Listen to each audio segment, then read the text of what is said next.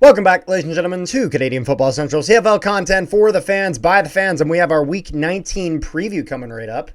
A little bit earlier than we usually would. Usually we like to leave it till the day before we do our recording, but I have other commitments tomorrow that prevent me from yeah, exactly. that prevent me from doing as such. Firstly, before we get into this, I want to say a few things. Make sure you leave a like on the video and subscribe if you haven't already, and give us 5 stars if you're listening over if you're listening to us over on Spotify. But firstly, congratulations for Canada's team, the Toronto Blue Jays, in beating the Yankees to advance to the ACLS in Major League Baseball, and they will face either the Seattle Mariners or the Detroit Tigers. So, one thing, not sure if you guys are baseball fans, but did you please tell me you saw that post-game interview with David Ortiz and Vladdy Guerrero Jr.? I did not. I was busy after. I didn't see it. So, I need to check it out. So, okay, hold on. I gotta send this to you. Anyways, that was part of the announcement. I'm gonna do the rest of the other announcement, which was thank you to Hakeem Harris and thank you to Lorenzo Burns for the wonderful player interviews that we got and everyone who tuned in. Also, thanks to Kabian Ento and Sean Oakman for having probably one of the best interview moments we've had as part of the Canadian Football Central. He didn't try; he succeeded. He did. Even though his chirp didn't work though. Yet. But it was a fun time on the show. So if you guys haven't checked that out, we have a short that we've put up on our channel for both of them. You should check that out. It's only like a minute long. And then we got almost an hour and a half with Hakeem Harris and about 41 minutes with Lorenzo Burns. And both are just excellent interviews. A lot you learn about these guys and just how they're just genuinely very, very good people. So big thanks for them volunteering their time. They didn't have to do it. They chose to do it. And so big props to them for that. And so, Rick, is it time to get into Week 19? Just before we get into Week 19, there's something that we need to confess. Uh-oh. The CFL needs to hire and build more hospitals because these injury lists this week are freaking ridiculous. Yeah, no, the CFL, they need a mobile hospital. That's what they need. Like that shit that they you'd see in like wartime, like those mobile hospitals. That's what they need. Somebody buy like a Beaver bus lines and convert it for the team and get it all set up.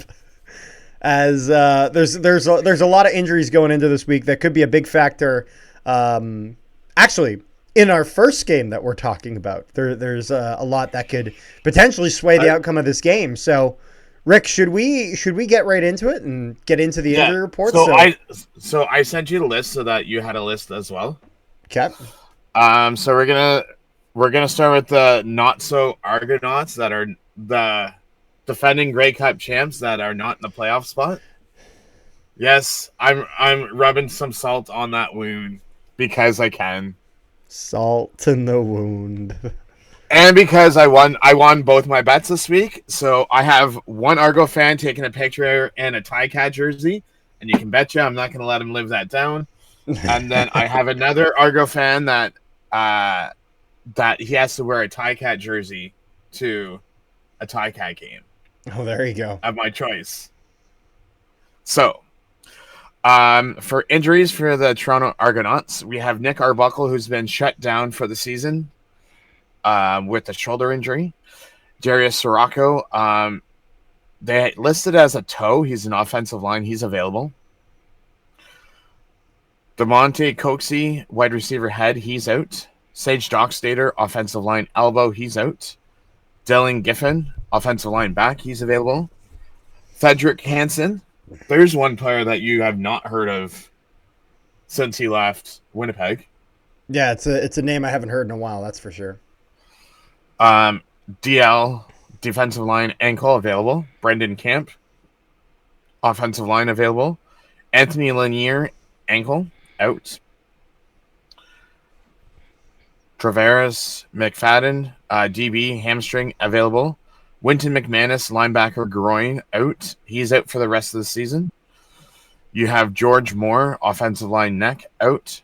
Jeremiah Ojo, defensive line, knee, out. Jamin Pelly, defensive line, hand, available. Malik Polk, wide receiver, shoulder, available. Mackay Polk? Ryan, Schroeder, offensive line, illness, out. And Mayan Williams, running back, head, out. So I would say, if I had to be a betting man, Nick Arbuckle, McManus, are the two main injuries for Toronto that I would say that hurts that team. Yeah. Going over to the Saskatchewan side, it's even worse. Because I was about to say, the Saskatchewan side doesn't get any better. So you have Super Mario, running back, hip, available. Tavon Campbell, DB, head, out. Jackson Ford, DB, knee, out. Brett Lothar, kicker, back. Back, as we say it. Because how can you injure I'll put it your this back way. His kicking? back isn't hurting from carrying the team because that hasn't been happening. And his back... So is it his back sore because he's missing all these field goals? I'm not sure because I feel like the back is hurting because he goes and he follows through and he has to twist it to the side to watch where it's just going what. Kidding. So he's questionable. Nelson Lacombo, DB, ankle, out. Micaiah Johnson, DL personal, available. Dante Myers, wide receiver, ankle, questionable. Roland Milligan Jr., DB, ankle, or foot and knee. He's out for this game. Mitchell Picton, wide receiver, ankle, available. Shane Ray, D-line, shoulder, out. Marcus Sales, DB, knee, available, even though he didn't practice all week. Meliku Straker, linebacker, illness, out. And Tommy Stevens, quarterback, knee, out.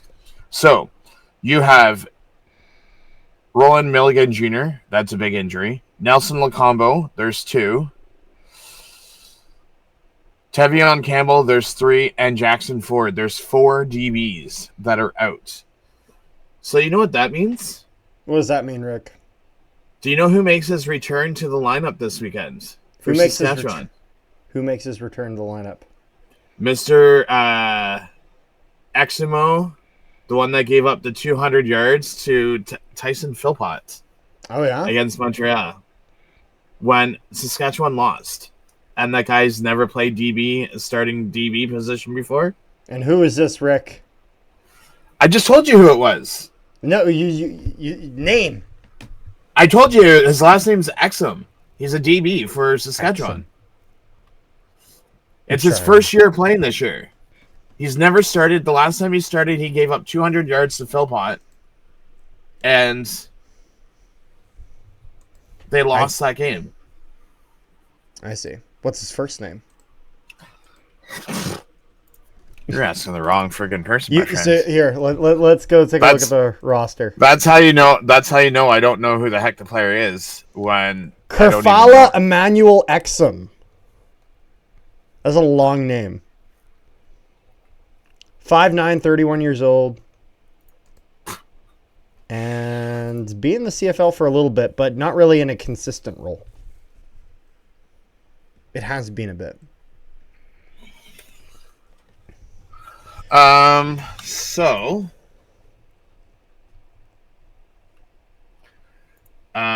we have what the heck is his name?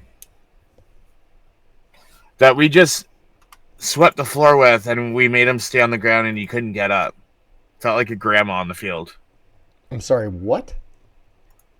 I'm trying to think of the guy's name. Jared Doge. Where we sacked him 9 times, and he had a hard time getting his ass up off the field because he was getting sacked so many times last game. Okay. Oh, yeah? So he gets a start for Toronto this week. It's quite the introduction. The guy who we had to mop off the floor last week. I mean, I'm not saying you're wrong. I'm just saying I find it kind of funny that that's the intro he gets. oh. Well, I mean, when Toronto's offensive line does not do well at all last week. Yeah.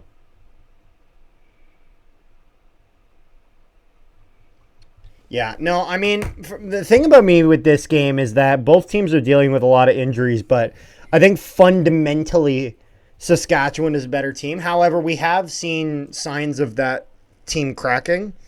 Lost to Edmonton recently. Beat Ottawa in a close game that I think you said that they nearly could have lost if it wasn't for, I can't remember what you said it was. Yeah, because there was... first off, AJ Ouellette saved the game-winning touchdown, or you could say that's the pick six. For Saskatchewan did not work out well either. Yeah. Well, two things can be true at once. FYI, it's a clean sweep across Pick'ems. Yeah, so are we making our picks? Sure. So I think as much as I actually could see Toronto winning this, I think I got to go with Saskatchewan. I think Saskatchewan's the safe pick here. Pretty much everyone on Toronto is just basically playing for starting position, like playing for roster spots next. Yeah. Although we'll have to see, because are you playing for roster spots? Because you'd think that Kadeem Carey would have earned his spot in the next year, and they canned his ass in training camp. No, but what I'm saying is, if you want to prove yourself, I know. I'm just making the joke of, remember the what was it? The what have you done for me recently? Thing that they were going through over in. What has Toronto done recently? Because recently I see nothing. That they won. Well, recently they've lost. They've lost a lot. They've lost 47-29. Gave up 9 sacks, three interceptions, and a partridge in a pear tree. Partridge in a pear tree. Yeah, that pretty much summarizes it. Ready for game number 2. What's game number 2? Game number 2 is the early of the doubleheader on the Saturday. Oh, this is the Calgary-Hamilton game, right? Yes, sir.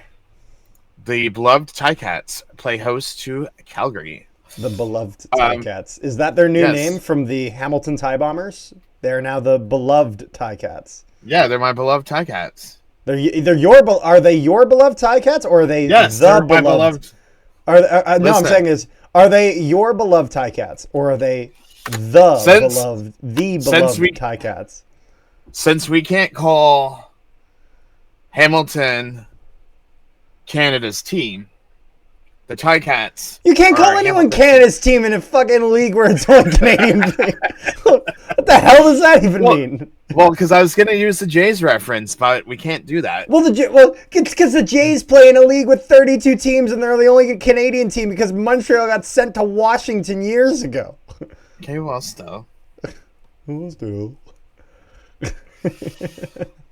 So you have Joshua Antwi, running back, head out. Well, I would say out, but they still have one more practice. He hasn't practiced all week. Oh, yeah.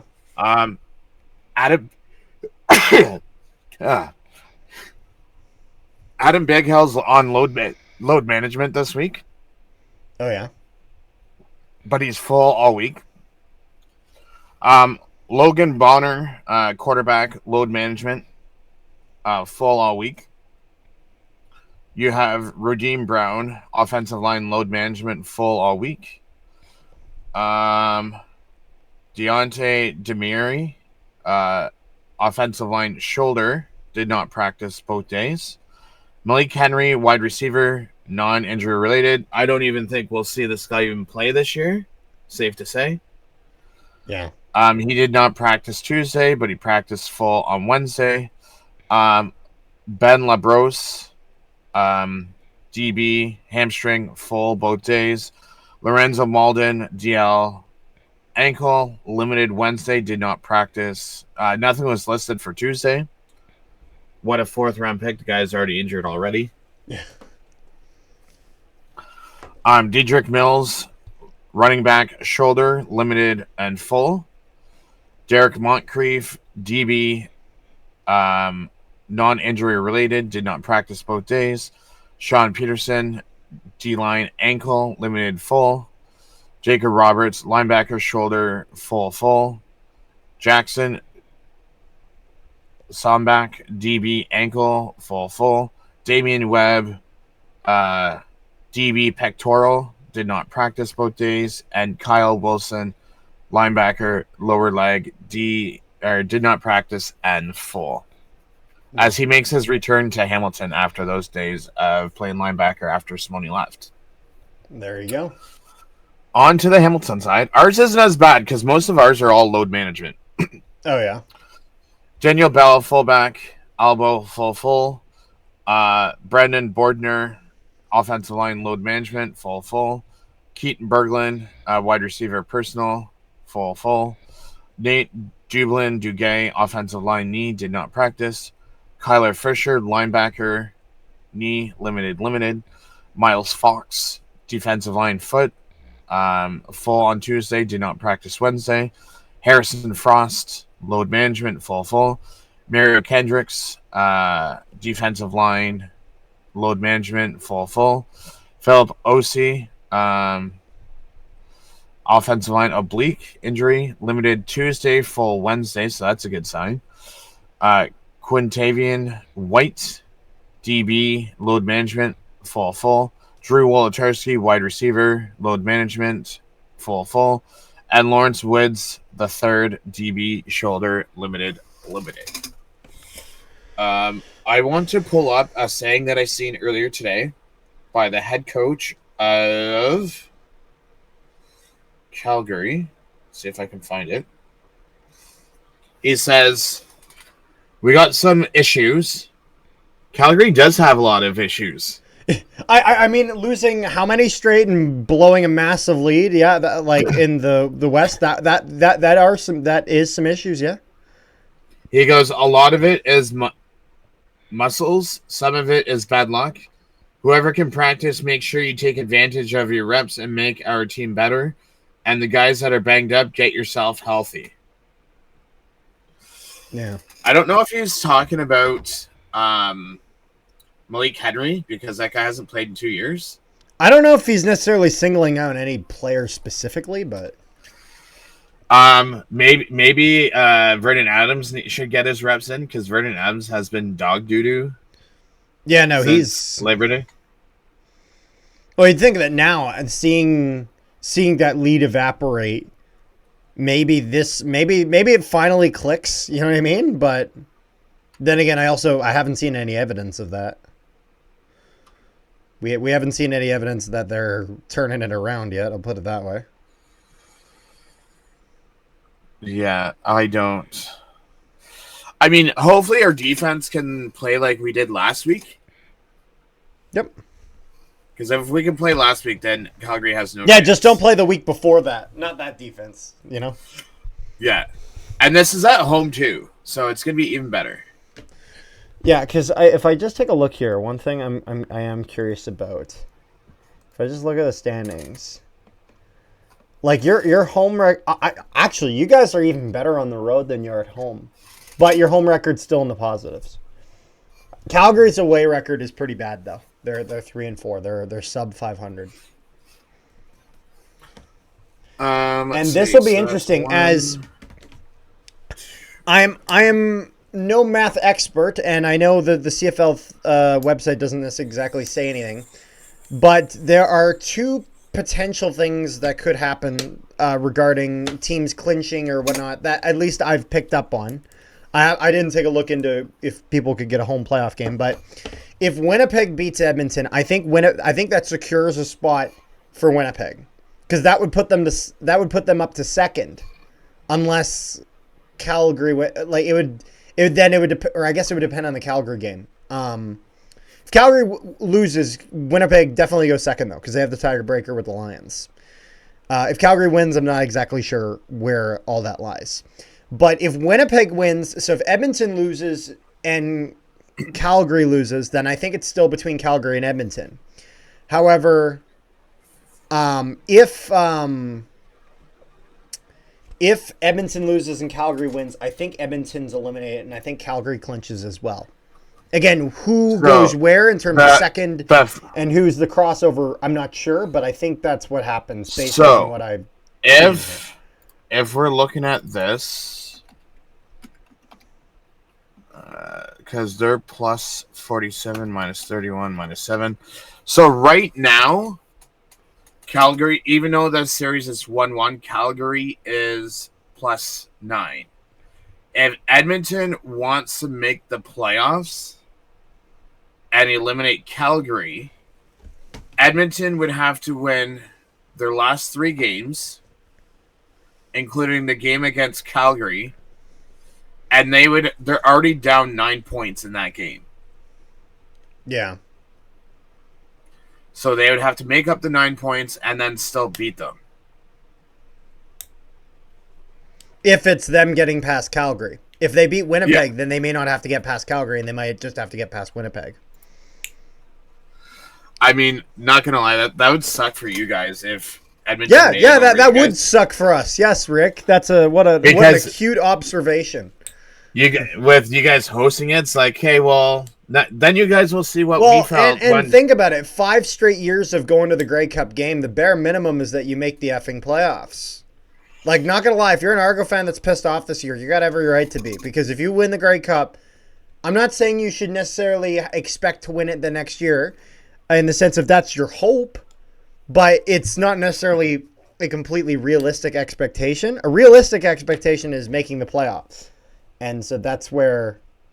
if Argo fans are upset about that, I totally get that. So the only thing that I will mention to put a little salt on the wound, it's not really a wound.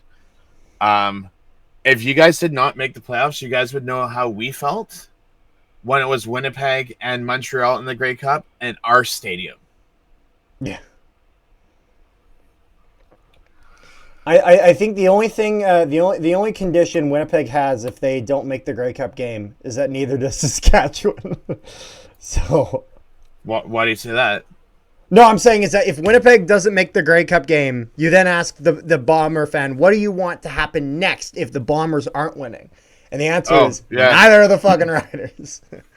But anyways. We should make our picks in this game. What is the old Dutch pick'ems in the Hamilton and Calgary game? English side says 4-1. French side says 4-1. Who? Sorry, you didn't. Hamilton. And French side says 3-1. Hamilton. I think I gotta go with the Ticats here. Steinberg and Felix Galley.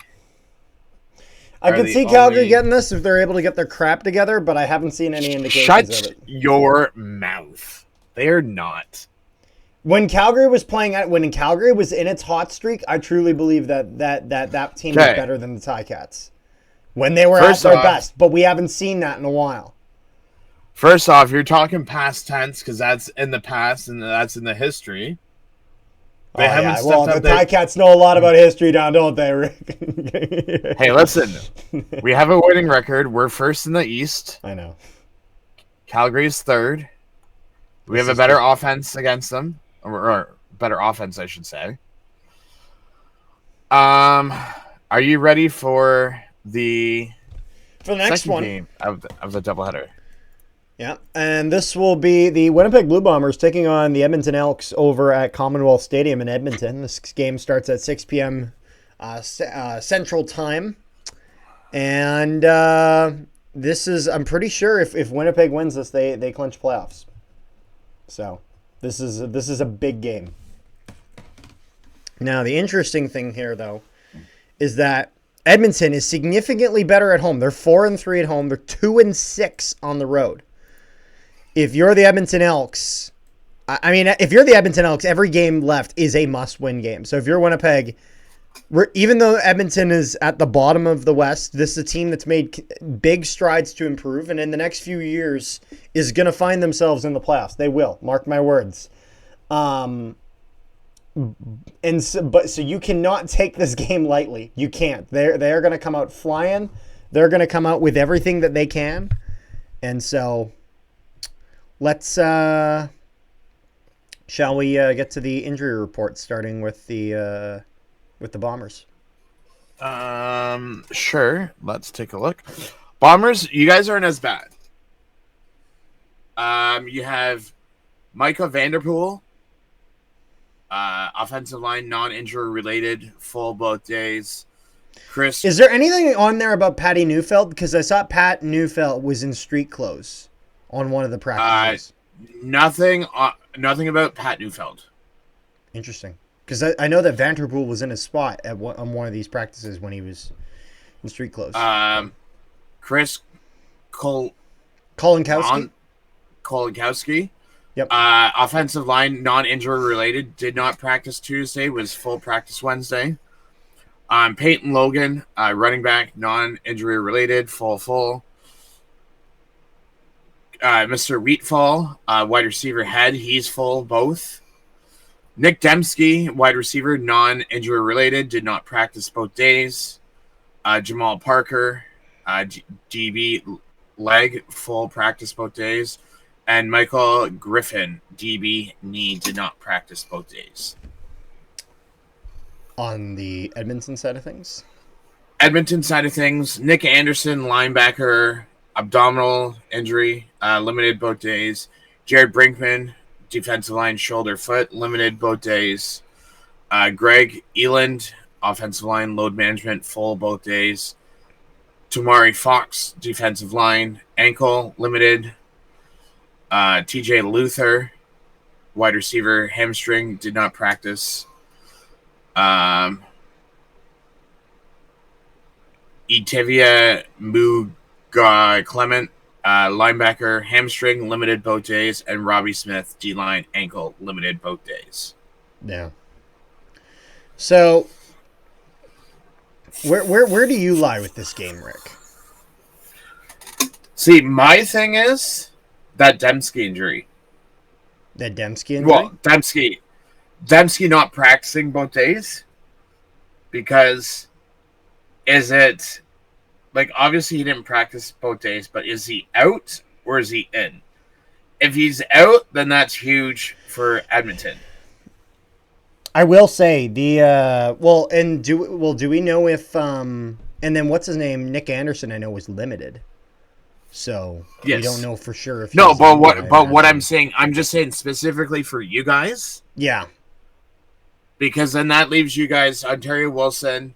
I will say that's plays, not the first Mitchell. time that Dembski it wouldn't be if Dembski plays. This wouldn't be the first time this season where Dembski hasn't practiced an entire week and then is played in the game.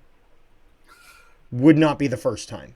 No, but what I'm saying is, like, obviously I'm going with Winnipeg, but just that one injury right there, because then if Dembski doesn't play, you guys your main receiver is Ontario Wilson. Yeah. Because you don't have that Dembski. Well, I mean, he could be this Dembski 2.0, but you don't have Dembski jumping up. So then here's my question. If we take a look at the Edmonton Elks and their receivers, like who do they got for receivers? So with the Elks, they have Curly Gittens Jr. They have, give me 1 second, Julian Grant,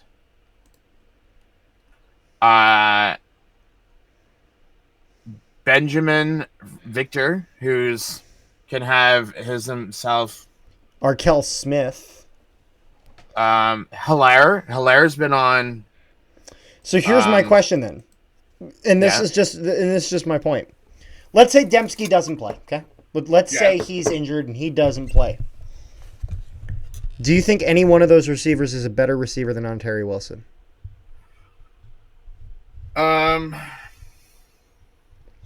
asking this because I know I know that there's bias in my opinion. I know. My answer is fuck no. No. Good receivers.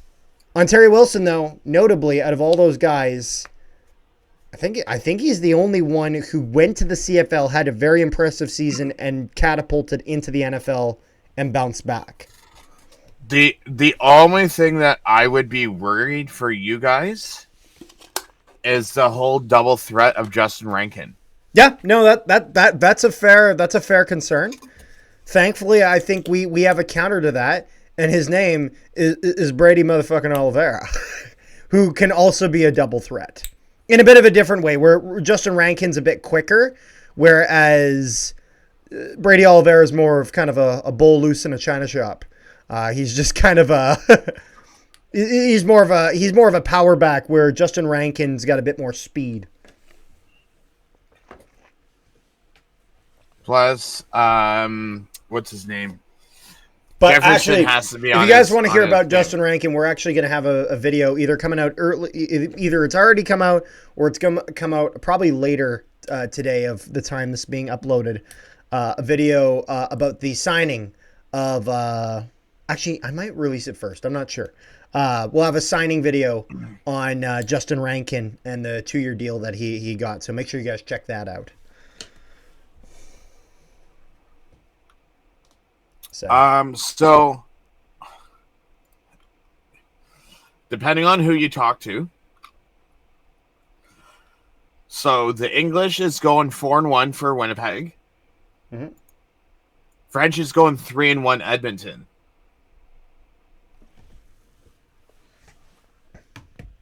Oh.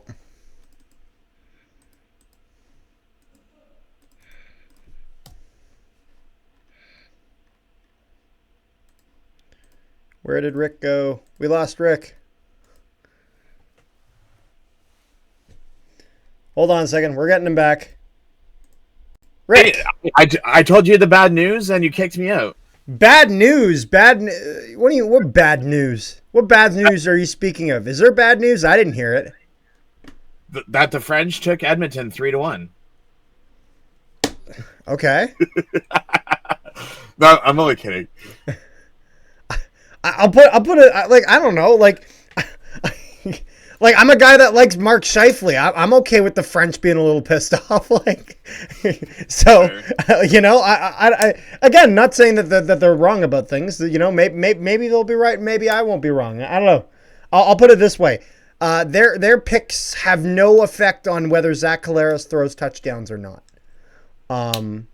And so I'm going with my Winnipeg Blue Bombers. This is a very important game for Winnipeg. This is a potential playoff clinching game for Winnipeg.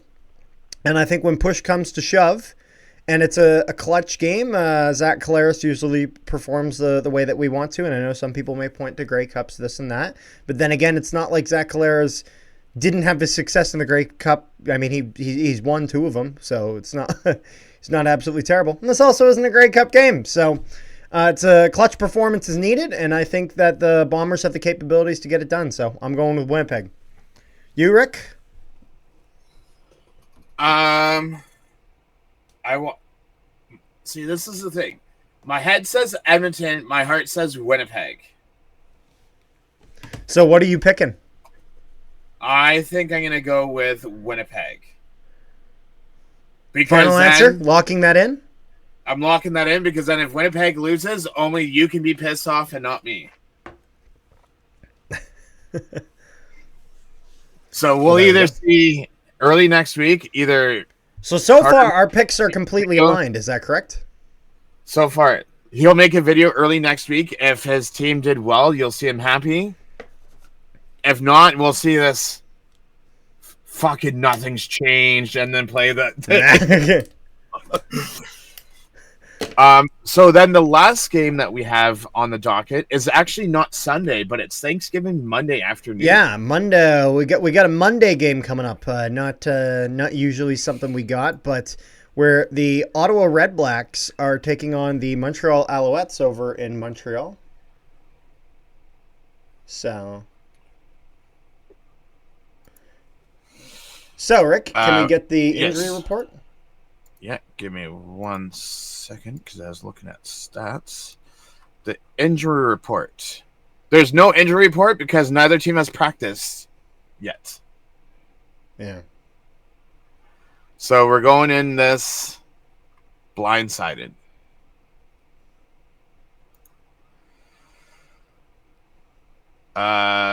So we have a clean sweep Montreal. Do we need to say anything more? Davis Alexander? Yeah, no. Ottawa is they again. I'll put it this way: the Ottawa having a close game against Saskatchewan, in my opinion, said a lot more about how Saskatchewan played than it did about Ottawa. Not in the sense of that Ottawa is a team that never is going to be capable of anything, but Ottawa's not. It's not their year, and Saskatchewan has played very, very well this year. But showing weakness in a game like that against Ottawa is unacceptable if you're Saskatchewan. And I don't think the Red Blacks did anything particularly special. I just think it was defensive mistakes that the Riders were making in that game. And Montreal, ever since they got everyone healthy, they have been full steam ahead. And Montreal is still looking to potentially grab that first place spot in the East, especially if you saw our interview yesterday. Sean Oakman and KB and Ento, as well as Lorenzo Burns, made it very clear that that the Alouettes are hungry for that spot. They're coming for it. So I imagine that the Alouettes, I'll put it this way, Davis Alexander, in starting his CFL career, is 9-0 as a starter. And Rick, I think we see that extend to 10-0. And however, actually, did we even do the injury reports for both these teams?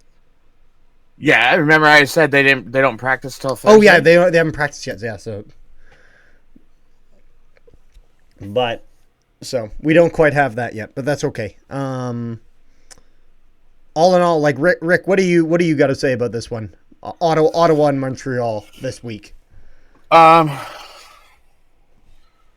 I mean, you have your Davis Alexander back, so it'll be interesting to see how well he does. The game is in Montreal, so that's a benefit. Yeah. Also, just a few side notes. You have the Saskatchewan Roughriders, Nephies Leon. He is a former BC Lions DB. He signed with Saskatchewan. Then there was Dre McCray, the big returner. Yep. For Saskatchewan, he got released. Tyler Richardson, who was a big player for Calgary's defense beginning of the year, he got released. Elijah McGee signed a future deal with Winnipeg for next season. Cameron Dukes got released by Montreal. I was about to mention that. Jordan Perryman, who is another former DB from BC, he signed with Saskatchewan. And a former Winnipeg Blue Bomber, Jonathan Jones, who got released by Winnipeg earlier in the week, is now signed with Ottawa. So it makes you wonder if he'll start this week against Montreal. I mean, is he able to learn the playbook that quickly? I mean, I've seen like Jose Ramirez, who we just signed, who was just cut by an NFL team. He played with us last week after learning the playbook in 2 days. Well, and he's a D lineman, so I mean, it's quite possible. To be fair, though, D lineman playbook is going to be a little bit more limited in terms of the number of actual plays that you're doing compared to playing secondary. There's just more variations, more. Because, I mean, like, man defense is pretty simple. But, I mean, for zone defense, which the CFL really uses quite a bit, there's a bit more there. But that's true. So, Rick, are you taking the Red Blacks this week? Or are you taking Montreal just like everyone in the pick? Listen. The only way that I'm going to say that Ottawa even has a slight chance at winning this week As if the injury bus makes a stop in Montreal. No. If you have Crumbacks start for Ottawa and not Drew Brown. Yeah, no, it's unfortunate because Drew Brown's upside, he's got a much better pass than Dustin Crum when he's at his best, but we haven't seen his best this year. So my thing is with Drew Brown is you can't see his potential till they fix their staff in Ottawa. Like Tommy Kendall, you ain't getting shit out of Drew Brown. You just think he's got the wrong people around him. Yes. To complement his play style. Yes. His play style does not work with Tommy Kendall. Yeah. Maybe then again, I don't know which play style you think does work with Tommy Kendall. I think you'd argue that no play style works with Tommy Kendall. I may have to make an appearance down in Ottawa with my Fire Kendall t-shirt on. Make the 6-hour drive or 5-hour drive down to Ottawa. Doing the hard work so the people don't have to, eh? Yeah. Oh my Mind you, with how garbage Ottawa's been playing, I wouldn't make that 5-hour drive anyways, because then the game would just be a shit show, and Ottawa would lose anyways. So yeah.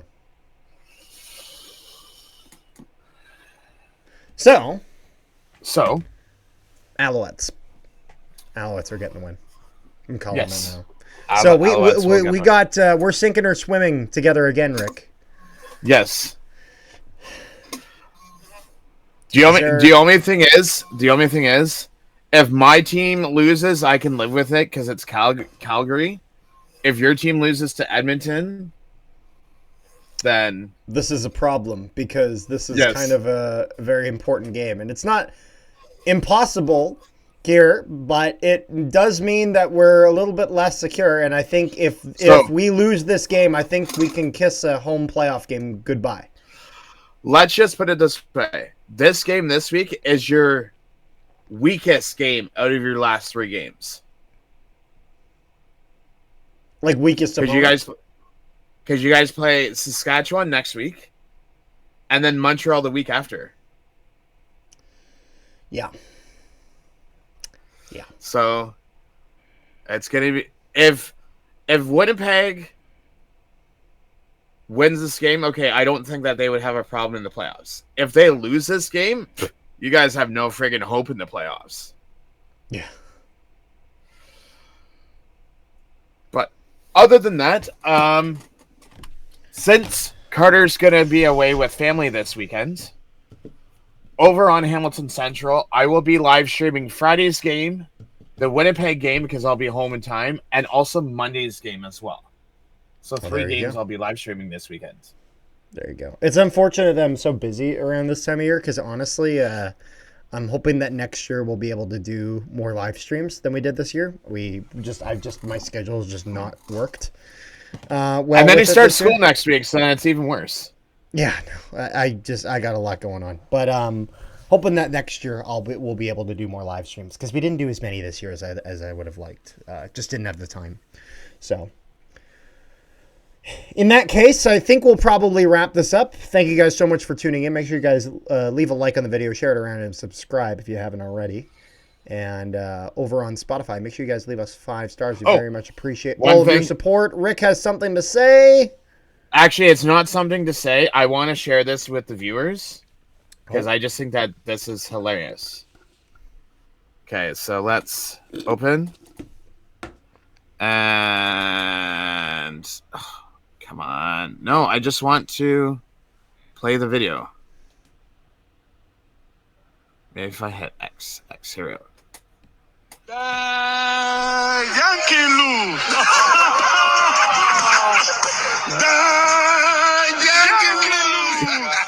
Is that Guerrero? Hey, let's do it again. Yankees lose. That's David Ortiz and Vladimir Guerrero. They're saying, "Duh, Yankees lose." And the funny thing about it is, on that panel, you also have Derek Jeter and Alex Rodriguez, who are former Yankee players. Yankees lose. Yankees lose. Anyways, You guys tune into our next one. You guys take care. Peace, love, and positivity, all you wonderful people at home. We will see you guys next time.